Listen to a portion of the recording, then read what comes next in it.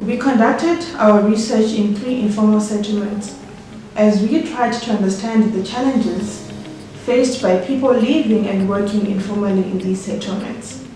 On today's talk, we are going to discuss about the policy brief that we wrote titled Informal Settlement Communities as First Responders to Disasters, Covid-19 Pandemic Experiences in Harare.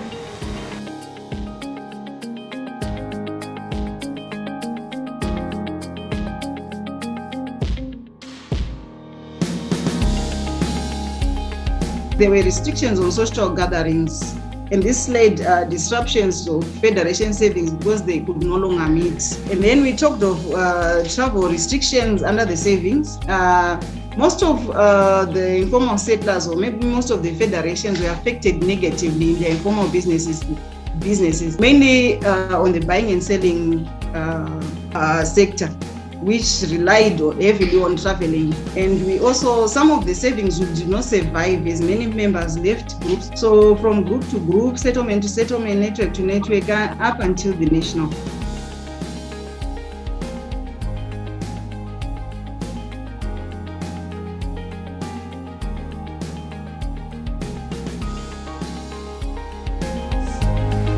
Dialogue on Shelter Trust and the Zimbabwe Homeless People Federation Alliance met with the Mabvuku-Tafara community to conduct a focus group discussion and document a livelihood case study.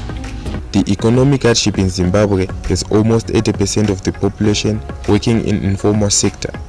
One such individual is Mr. Shuiro, a trained carpenter who resides in one of the oldest suburbs in Harare, Mabvuku-Tafara. When the pandemic hit, the government implemented a total lockdown, which led to the subsequent closure of informal markets such as home industries. This in turn disrupted his operations at the home industry and prompted him to work from his backyard. The backyard operation is proving to yield results as he has seen a significant reduction in rentals and operational costs.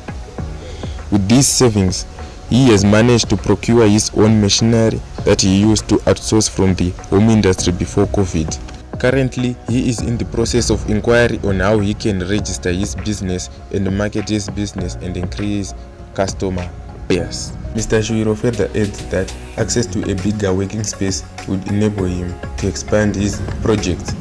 He highlighted this would provide an opportunity to create employment for the locals, especially the youth, and it would also capacitate him to supply benches that can be used during federation meetings and exchanges. COVID-19 was not only a public health issue, but a multi-dimensional issue, as it affected social, environmental, and health issues relating to one's life. The first consideration/recommendation was adopting a multi-dimensional approach towards social protection responses in collaboration with informal settlements.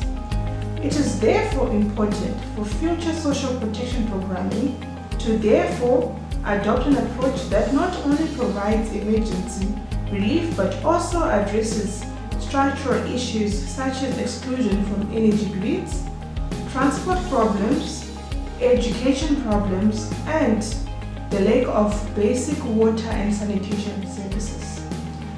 The second recommendation was to support the already existing community savings.